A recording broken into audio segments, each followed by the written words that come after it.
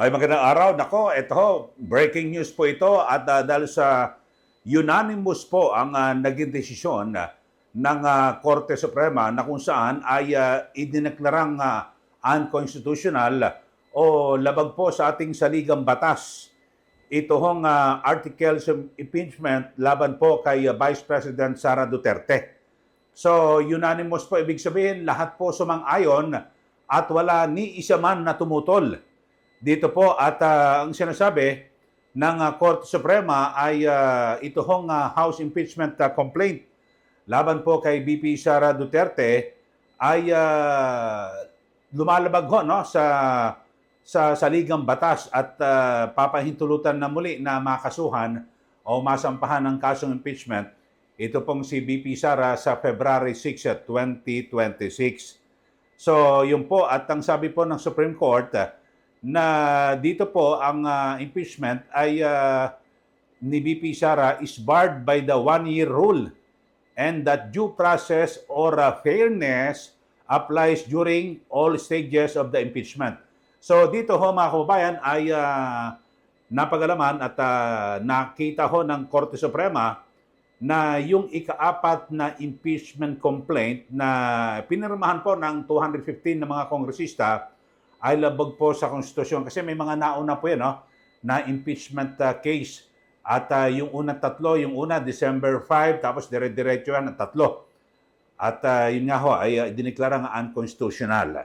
Pero dito ho mga kababayan ay siyempre ano ho kaya magiging epekto ho nito dito ho sa isyong ito kasi sa nasabing desisyon ng Korte Suprema ay may mga umihirit pa ng mga senador dito, no, na itutuloy raw impeachment. At ito ho katulad ho nitong si Senator Villanueva. Ang sabi po ng ilang mga senador ay ganun si Senator Soto, no. Ang sabi po nila ay ipagpapatuloy raw po ang impeachment proceedings o ng impeachment court ng Senado kahit na ang Supreme Court ay nagdesisyon na nagdedeklara na yung fourth impeachment complaint against VP Sara ay unconstitutional. Alam niyo ho, itong mga senador nito gusto magkagulo ang bayan eh. Gusto hong magkagulo ang Pilipinas. Sabi po ni Senator Villanueva, Joel Villanueva, na hindi naman po ito abogado dahil daw po ang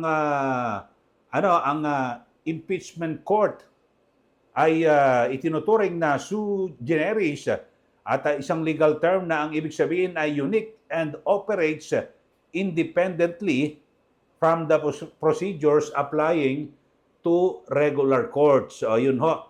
Yan po ang nagsasabi ho niyan ay si Senator Joel Villanueva na hindi naman po abogado. At bukod ho dyan, ang sabi ho, kahit na nagdesisyon po ang Korte Suprema, pwede raw na ituloy ng impeachment court yung kanilang gagawing paglilitis. At bukod ho kay Senator Joel Villanueva, ay sumang-ayon din ito pong si Senator Tito Soto. At na kung saan ay ayon daw po, no, sa mga legal luminary na ang Senate Impeachment Court ay pwedeng baliwalain po ang desisyon ng Korte Suprema.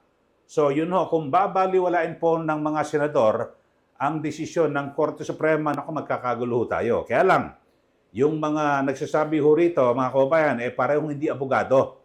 Itong sina Senator Tito Soto at Senator Joel Villanueva. Alam nyo ho, mga kababayan, na ito ho, no, itong mga senador na ito, nagsasabi na dapat na ituloy, Supreme Court na nagsabi. Kapag ganyan, hindi po natin nirespeto ang Korte Suprema, wala hong mangyayari sa ating bansa. Wala hong mangyayari sa ating bayan. So dito nga ho, ito ang Malacanang ay nanawagan na po sa publiko na irespeto ang desisyon ng Supreme Court. At dapat ho ay talagang ito po'y ating paniwalaan sa ating institusyon. Ito'y kaugnay pa rin ng desisyon ng kataas-taasang hukuman na ideklara nga unconstitutional itong impeachment case laban po kay VP Sara Duterte. So, ito ho, no, yan po, no, ang sinasabi ho, no, Malacanang na ho ang nagsasabi, nanawagan sa publiko na irespeto po ang desisyon ng Korte Suprema.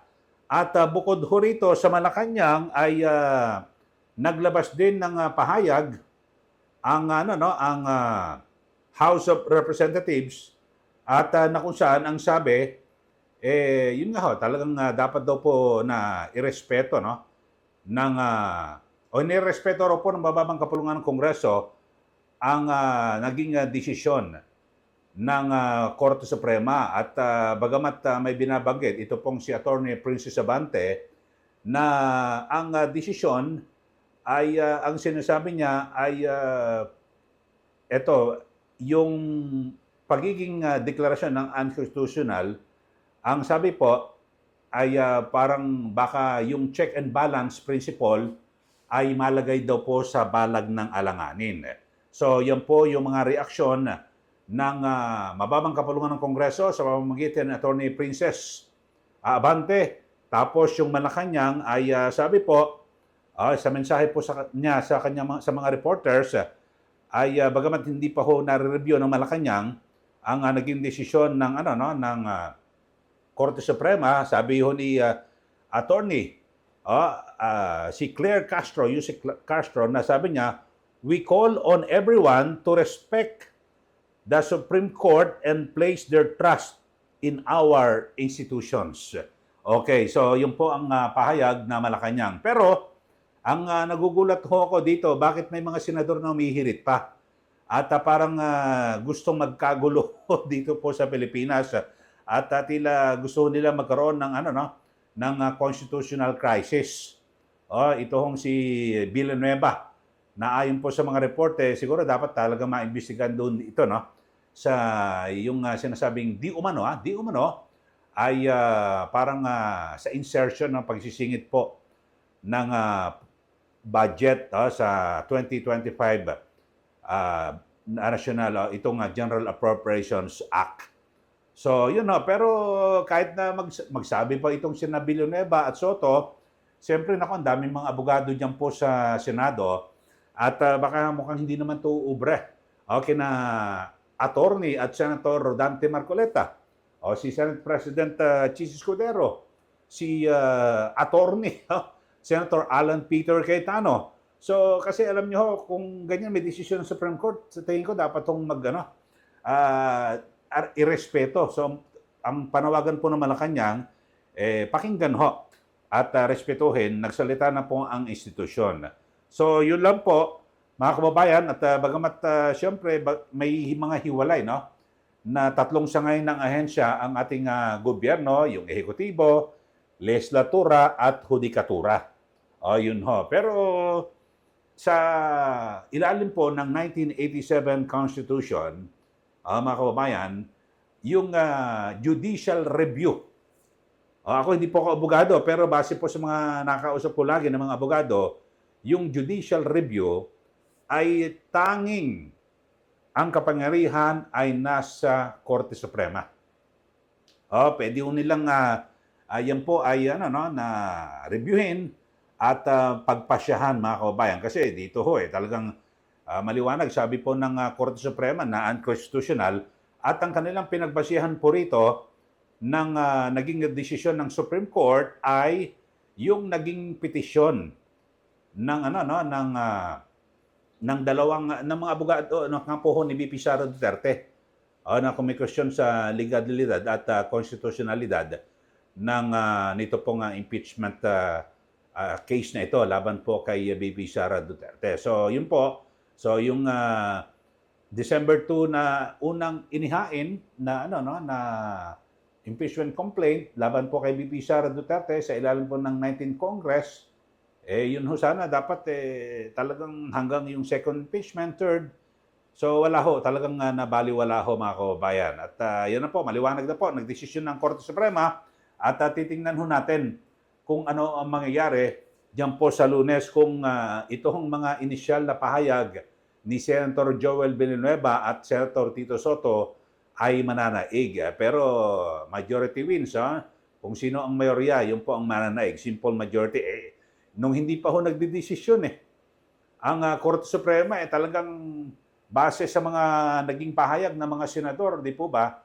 Talagang mukhang hindi po lulusot sa sa 20th Congress ito hong impeachment lalo na ho ngayon na nagdesisyon na ang Korte Suprema. So panawagan din ho natin sa mga politiko na kung siguro kung masama po ang inyong loob at meron ho kayong personal na galit kay VP Sara Duterte, wala hong problema yon. Pero dito ho, nagdesisyon na ang Korte Suprema.